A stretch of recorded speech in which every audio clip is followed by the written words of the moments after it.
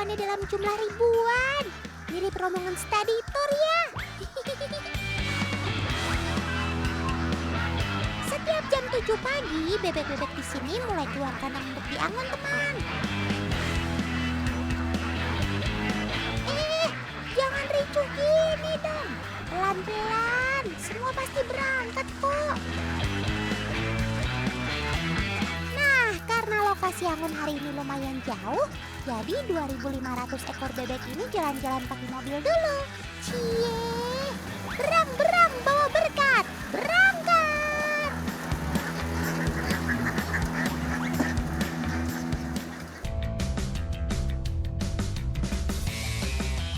Pasukan, langkah tegap maju, jalan. Yo, ayo, yang tertib ya. Jangan sampai temannya terinjak-injak. Ingat, apa tujuan kita datang ke sini? Tepat sekali. Waktunya kalian cari makan sepuasnya. Selain positif dari segi bisnis, ternyata bebek yang diangon itu lebih sehat loh teman. Karena bebek rutin bergerak dan mengonsumsi makanan organik dari sawah.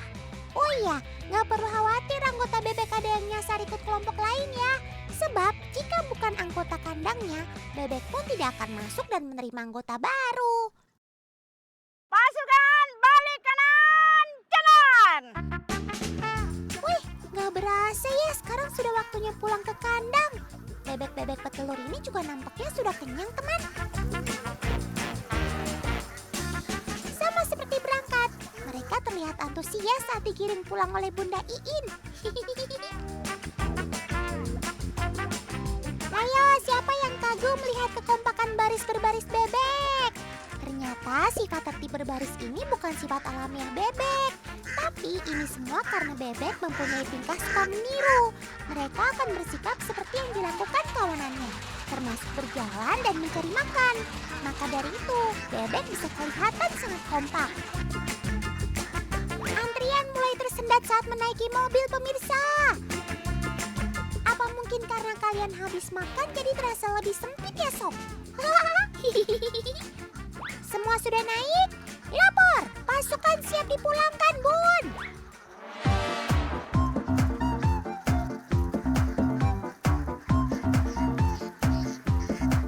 Wuhuu, abis kotor-kotoran cari makan di sawah, waktunya bersih-bersih ya sob. Untung aja kalian gak sampai keringetan ya sob. Jadi gak sampai kecium bau mataharinya. Kayak anak-anak SD habis main bola siang-siang. Tapi Otan paham sob, karena kalian tidak punya kelenjar keringat, kalian justru butuh berendam untuk mendinginkan suhu tubuh kalian.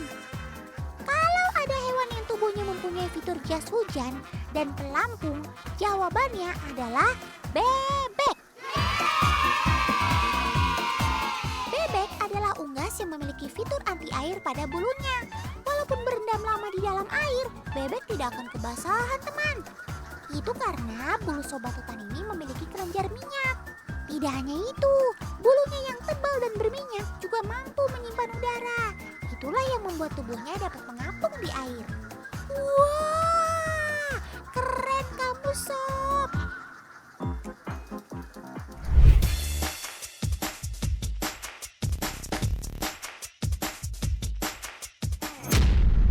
Astaga, apa yang terjadi? Siapa yang tega membuat kamu begini, sob?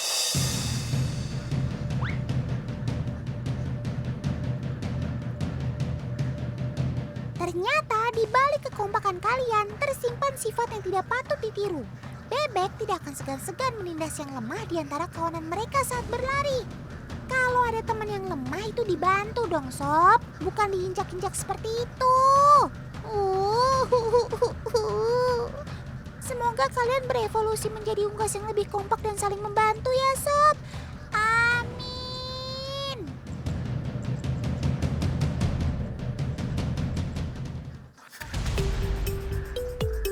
Lupakan yang sedih-sedih. Lebih baik kita lihat nih kekompakan para bebek. Coba teman perhatikan baik-baik ya. Bunda Iin lagi coba membelah lautan bebek tuh teman. Tapi apa yang akan terjadi?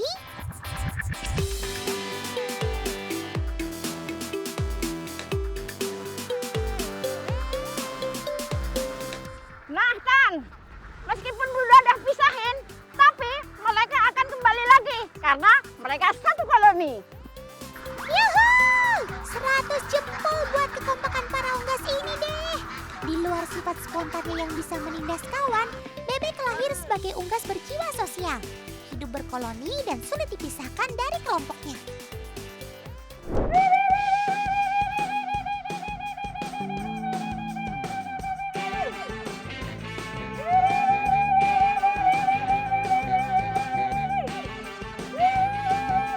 Ya Bun, ya.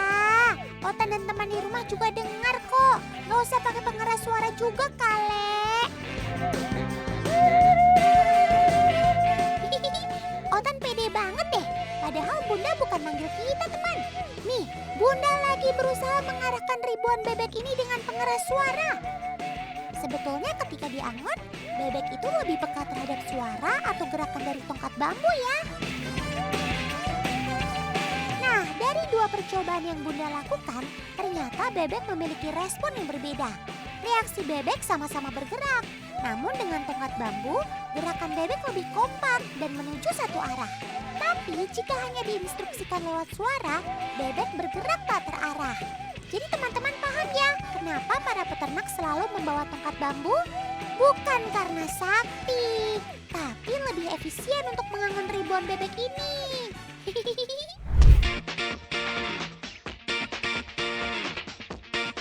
Nah, sekarang Otan mau kenalin nih, bebek paling ganteng sedunia binatang. Wah, bagus banget kan warnanya. Kenalin nih teman, ini dia bebek Mandarin. Sesuai namanya, bebek ini asli dari negeri Cina teman. Sementara yang betina biasa saja, malah cenderung pucat seperti ini. Walaupun ganteng, ternyata bebek Mandarin adalah ayah yang buruk.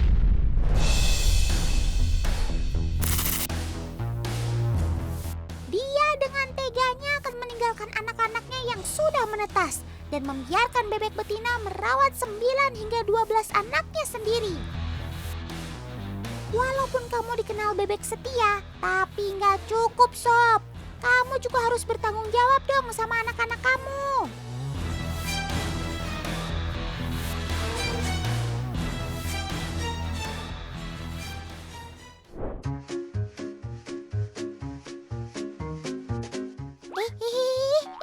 Ada yang gak mau kalah ganteng nih. Otan dengar bakal ada adu ketampanan sobat-sobat Otan para entok nih.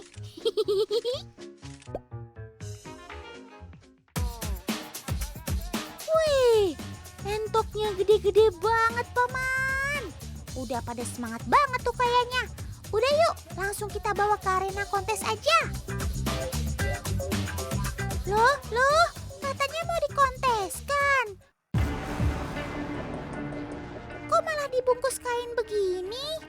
Hei, paman, mau diapain sobat Otan ini?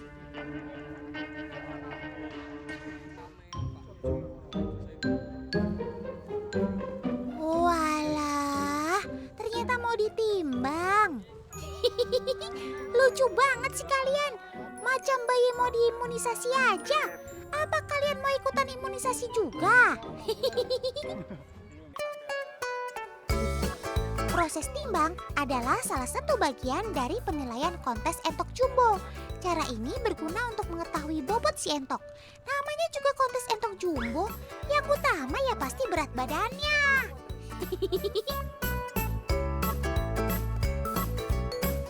Rata-rata, entok yang ada di kontes ini berbobot sekitar 3-4 kg lebih.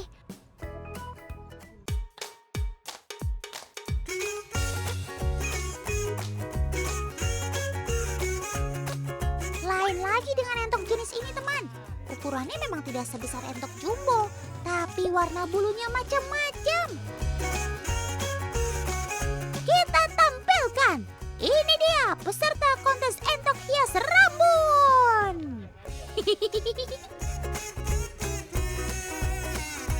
Semacam model busana aja kalian berdiri di atas karpet merah.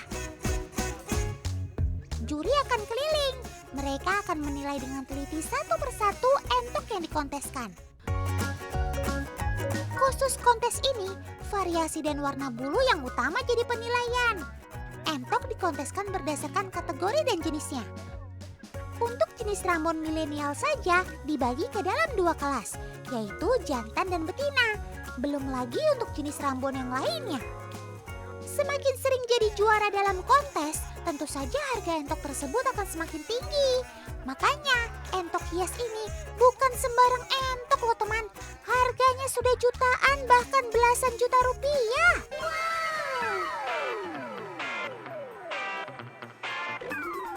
Entok memiliki nilai ekonomi yang tinggi dibandingkan unggas lainnya. Karena sobat totan ini mudah dipelihara. Dan dibanding unggas lainnya, entok lebih tahan terhadap penyakit. Itu sebabnya nilai jual sobat totan ini relatif tinggi dan stabil. Cocok buat usaha sampingan nih teman.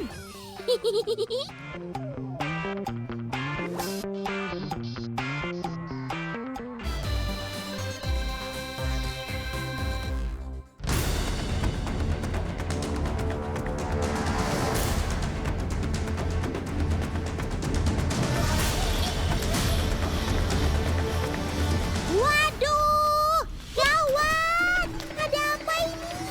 Ayo paman, lari yang kencang! Terus paman, jangan sampai kena tendangan maut si burung unta!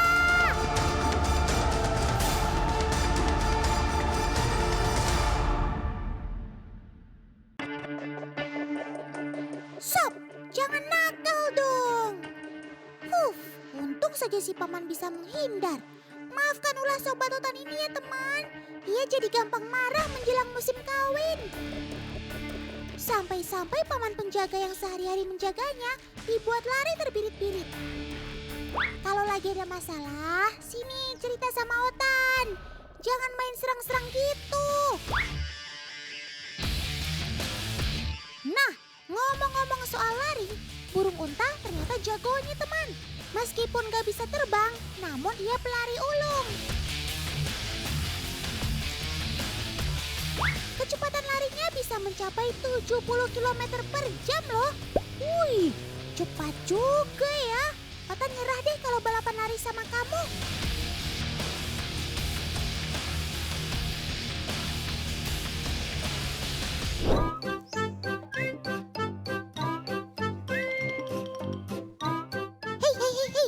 Kalian bisa bedakan nggak burung unta jantan dan betina? Itu tuh, yang bulunya berwarna hitam adalah burung unta jantan teman. Sedangkan betina yang berbulu abu-abu.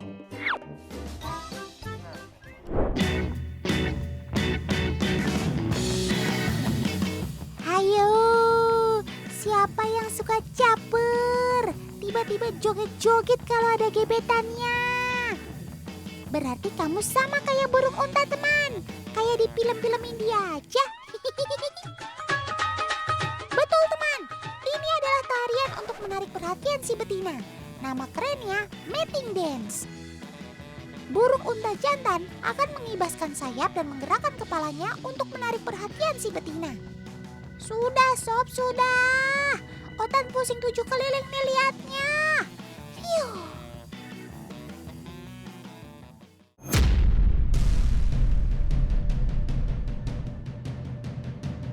Stop! Habis menari kok kamu malah mengejar si betina sih sob? Rupanya ini merupakan ritual selanjutnya teman. Aksi kejar-kejaran ini tidak mengandung kekerasan kok. Malah mirip seperti film India. Si jantan akan coba mendekati betina. Sementara betina sedikit jual mahal. Bisa aja kamu sob.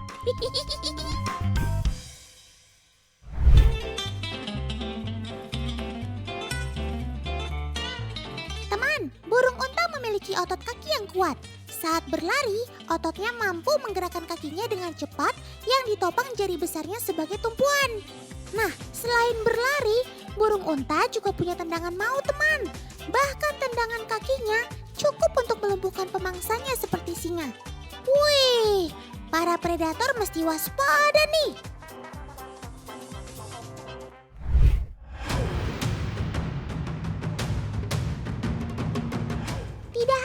predator.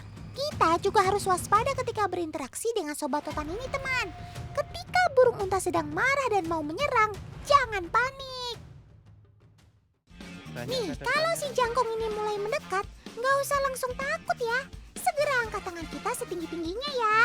Sebab burung unta akan melihat tangan yang kita angkat sebagai sesuatu yang lebih besar dan tinggi dari tubuhnya. Maka dia jadi enggan mendekati.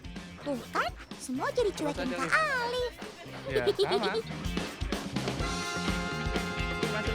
Nah, kalau Paman Bowo sebagai kiper di kandang ini sudah sering banget kena serangan jurus si burung unta. Jika keusilan para unggas mulai kambuh, maka Paman Bowo akan melakukan gerakan ini, teman. Yaps, menahan dada burung unta seperti ini. Dengan tangan yang diregangkan dan menyentuh dada burung unta secara kuat, maka sobat otan ini tidak bisa mematuk, apalagi menendang. Tapi ingat ya, semua harus dilakukan dengan penuh keberanian. Kalau otan akan pilih manjat pohon setinggi mungkin deh.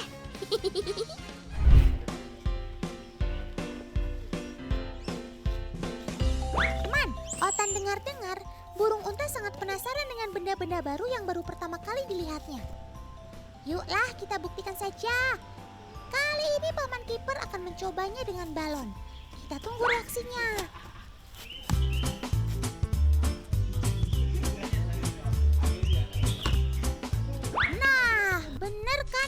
Bilang, dia mulai penasaran.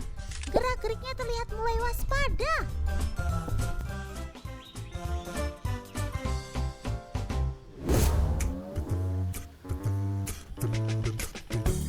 Nah, karena habitatnya tinggal di gurun, saat bertelur, induk burung unta akan meletakkannya di pasir.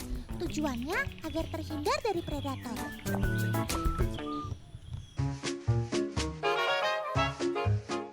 Pada siang hari, telur akan dierami oleh induk betina, sedangkan pada malam hari akan dierami oleh induk jantan. Pergantian itu dimaksudkan untuk melindungi telur dari predator. Warna abu-abu bulu induk betina menyerupai warna pasir saat siang hari.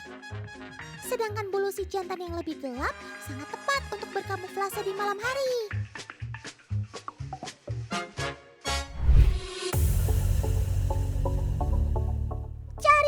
Jakarta, jauh-jauh cuma beli bakso.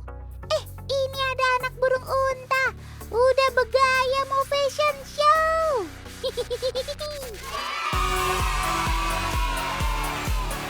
Mari kita sambut Jojo si burung unta.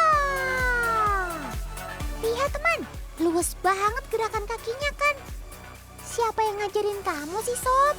Langkah kamu itu loh. Wadah, kayak model beneran aja. Jenjang kaki yang panjang membuat langkah kamu seperti supermodel yang berjalan di catwalk. Oke Kalif, langsung jepret aja deh. Sobat otan ini udah bergaya, pengen banget difoto gitu. Lucu juga hasilnya ya. Kalau udah besar, kamu jadi model aja ya Sob.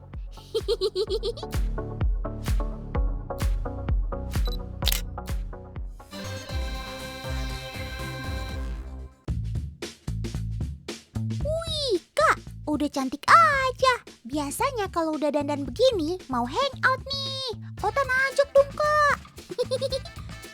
Teman, ngomongin soal kecantikan, banyak banget sobat-sobat otan yang dipercaya bisa memberikan manfaat kecantikan bagi kaum hawa.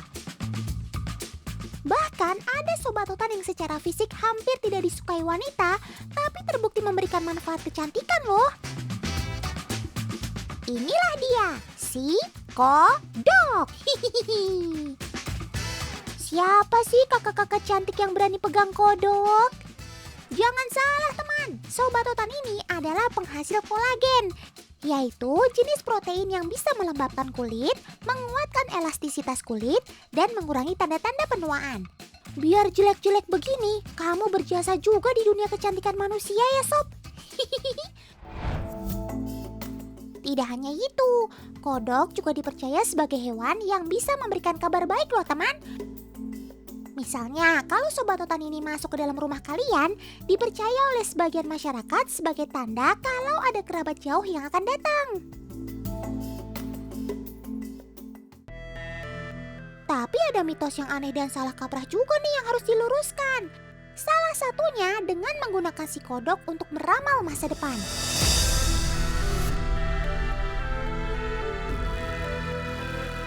Ada-ada aja sih. Mungkin yang dimaksud meramal itu lebih ke arah cuaca sih menurut Otan. Sebagian masyarakat memprediksi perubahan cuaca dari tingkah laku kodok itu sendiri. Misalnya ketika kodok berteriak lebih keras, dipercaya akan mulainya musim penghujan.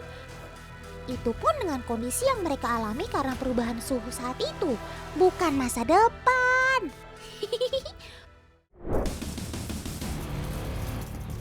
Loh. Sepertinya ada yang gak beres nih. Hei sob, kalian kenapa? Semuanya pada panik tak terkendali gitu. Sampai tumpuk-tumpukan segala. Apa sih yang sebenarnya terjadi? Kasih tahu Otan dong. Hei paman, hentikan. Yang paman lakukan bikin keluarga kodok pada panik. Stop. Prit.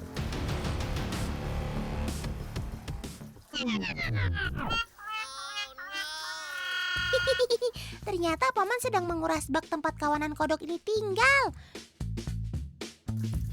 Coba teman di rumah perhatikan deh. Mereka bukan sembarang kodok. Ukurannya gede-gede banget. Biar makin deket, Otan kenalin dulu ya. Ini adalah kodok jenis American Bullfrog. American Bullfrog terkenal dengan ukurannya yang gede-gede. Loh, katanya lagi kuras bak. Tapi kok kodoknya diambil satu-satu, paman? Mau diapakan dia? Lepaskan!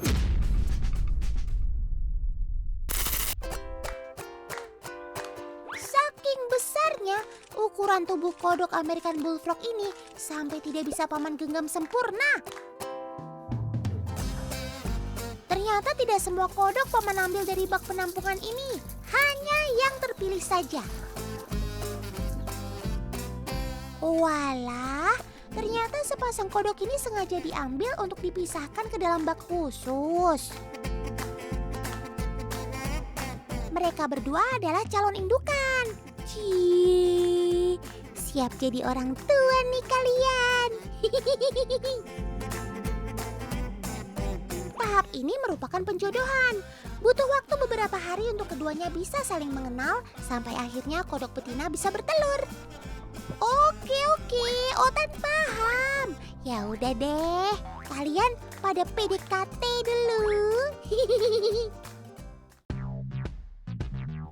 Loh, sekarang paman mau bawa mereka kemana lagi? Wah, kalau gini sih nggak salah lagi. Paman lagi panen. Nggak kaleng-kaleng loh. American Bullfrog dari hasil ternak paman pernah diekspor ke luar negeri untuk memenuhi permintaan pasar di luar sana.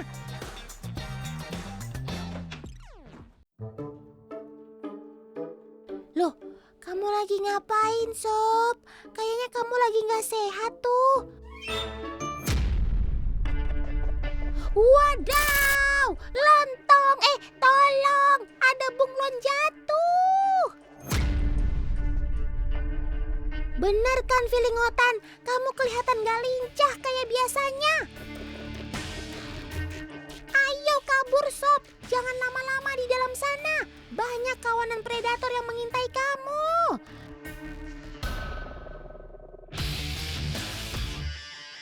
Ya, belum juga selesai Otan ngasih peringatan, kamu sudah dilahap duluan. Kodok bullfrog memang terkenal sebagai predator. Dia nggak takut untuk makan apapun, walau ukuran mangsanya sama besar dengan tubuhnya. Rahang dan perutnya yang elastis memungkinkan mereka untuk melahap mangsa makanan yang berukuran besar. Dan pencernaannya mampu melumatkan tulang sekalipun. Serem.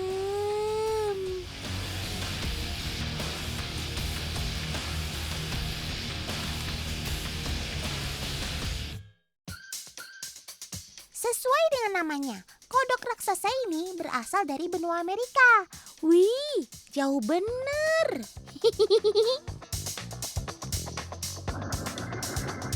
obatotan ini juga dikenal dengan sebutan kodok lembu karena tubuhnya yang besar seperti sapi. Ada-ada saja deh. Saking gedenya, kodok ini dijuluki sebagai salah satu kodok terbesar di dunia loh. Ukuran tubuhnya yang besar diimbangi dengan kaki bagian belakang yang juga besar. Makanya, walau bertubuh jumbo, kodok ini masih mampu untuk melompat tinggi.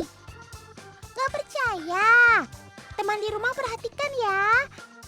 Kawanan kodok ini ada di dalam kolam bak dengan tinggi 1,5 meter. 1, 2, 3, loncat! Wih, keren banget. Dia mampu loncat setinggi dinding bak atau setara dengan 7 kali panjang tubuhnya. Wih, kamu loncat apa terbang, Sob? Jangan-jangan punya sayap tersembunyi. Kemampuan mereka melompat ini secara alami biasa digunakan untuk berburu makanan. Seperti serangga yang hinggap di dedaunan atau ranting pohon.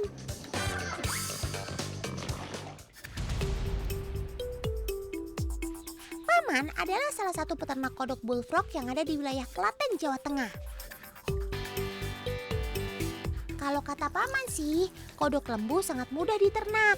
Yang penting rutin mengganti air setiap hari. Kodok akan merasa nyaman kalau tinggal di air bersih, bebas dari bakteri dan sisa makanan yang tidak habis. Nah, kalau sudah bersih, tinggal isi lagi bak dengan air yang baru. Yuhuu! Main air lagi! Kalau sekarang air bersih yang datang, Sob, kalian pasti seneng deh. Terlihat dari tingkah kalian yang kegirangan. Tuh, kalau airnya udah bersih, kalian juga terlihat jelas. Seger banget deh. Loh, sebentar deh. Om Editor, tunggu sebentar. Kok ada kodok yang kakinya 6 sih? Apa Otan salah lihat ya?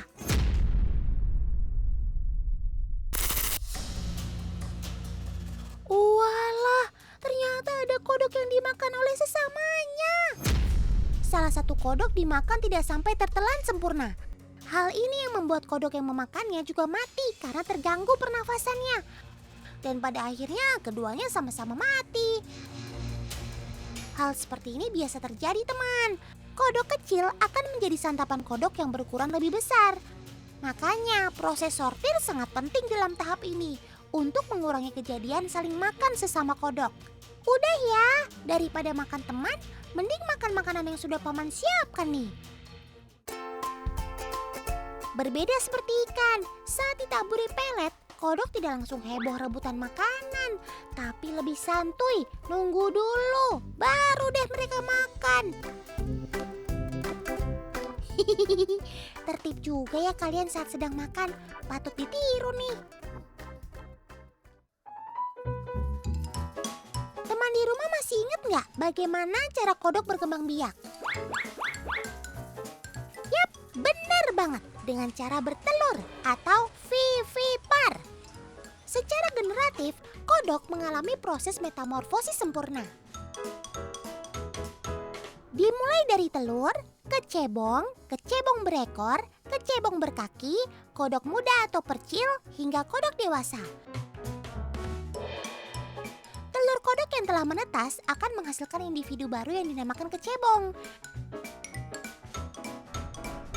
Teman di rumah pernah lihat kecebong berkaki 2?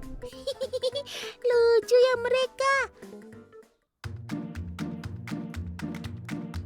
Dengan adanya 2 kaki di bagian belakang, membuat mereka lebih cepat bermanuver saat berenang karena bantuan kedua kakinya.